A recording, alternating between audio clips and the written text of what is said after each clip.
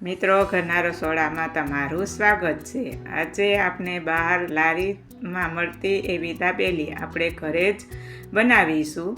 તમે જોઈ શકો છો કે કેટલી મસ્ત આપણી બહાર જેવી જ આપણી દાબેલી બની છે.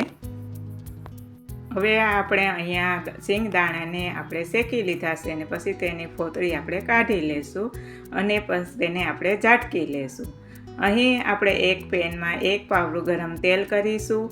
તેમાં 1 ચમચી હળદર નાખીશું અને અડધી ચમચી હિંગ નાખીશું. પછી તેમાં આપણે દાણા નાખીને આપણે બરાબર મિક્સ કરી લેશું. 1 ચમચી સંચર પાવડર નાખીશું. સ્વાદ પ્રમાણે મીઠું નાખીશું. આપણે હંચર પાવડર નાખ્યો છે એટલે આપણે મીઠું થોડુંક નાખીશું. 1 ચમચી લાલ મરચું પાવડર નાખીશું અને ધાણા જીરું નાખીશું. પછી તેને બરાબર આપણે મિક્સ કરી લેશું.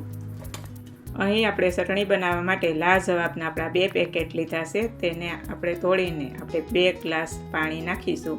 પછી તેને બરાબર આપણે મિક્સ કરીને આપણે બધો મસાલો ઓગળી જાય ત્યાં સુધી આપણે હલાવીશું. પછી આપણે ગેસ ઓન કરીને તેની ઉપર આપણે 10થી 15 મિનિટ સુધી ઉકાળીશું. તો રેડી છે આપણી દાબેલીની ચટણી, એકદમ મસ્ત ઘાટી. અહીં આપણે 2 કિલો બટેકા બાફીને આપણે સાલ ઉતારીને આપણે રેડી કરી લીધા છે. હવે આપણે મેસર વડે આપણે બધા બટેકાને મેશ કરી લેશું. આપણે એક આખું બટેકું ન રહે એવી રીતે આપણે મેશ કરીશું.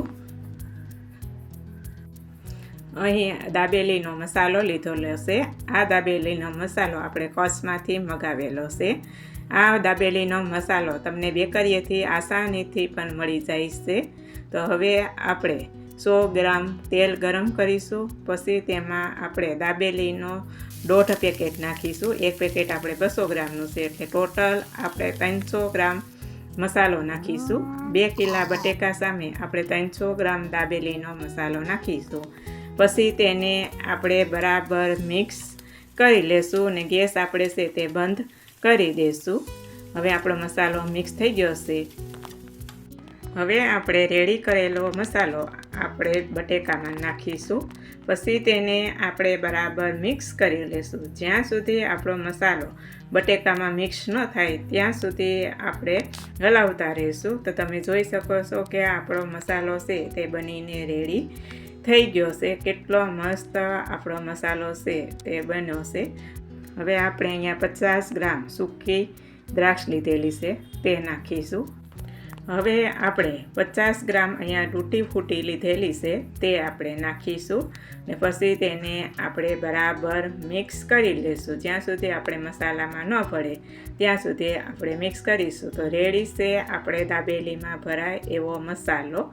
તમે પણ આવી રીતે ઘરે જરૂર ટ્રાય કરજો. હવે અહીં આપણે દાબેલીના મોટા પાવ લીધેલા છે. તેને એક ખૂણેથી આપણે કટ કરી લેશું. આપણે એવી રીતે કટ કરીશું કે આપણે છેલ્લે સુધી મસાલો ભરાય એવી રીતે આપણે બધા પાવને છે તે આપણે કટ કરી લેશું. તો અહીંયા આપણા બધા પાવ છે તે કટ કરીને રેડી થઈ ગયા છે. તો અહીંયા આપણે ઝીણી સેવ આપણે દુકાને મળે છે તે આપણે લીધી છે. દાડમના દાણા, ઝીણા કટ કરેલા કાંદા, આ છે લસણની ચટણી, આપણે દાણા છે અને દાબેલીનો મસાલો છે. આ બધું આપણે રેડી કરીને પછી આપણે દાબેલીમાં મસાલો ભરીશું. તો અહીંયા આપણે પાવ લીધા છે. તેમાં બંને સાઈડ આપણે પહેલાં લસણની ચટણી લગાવીશું. પછી નીચે આપણે દાડમના દાણા, કાંદા નાખીશું. પછી થોડોક મસાલો નાખીશું.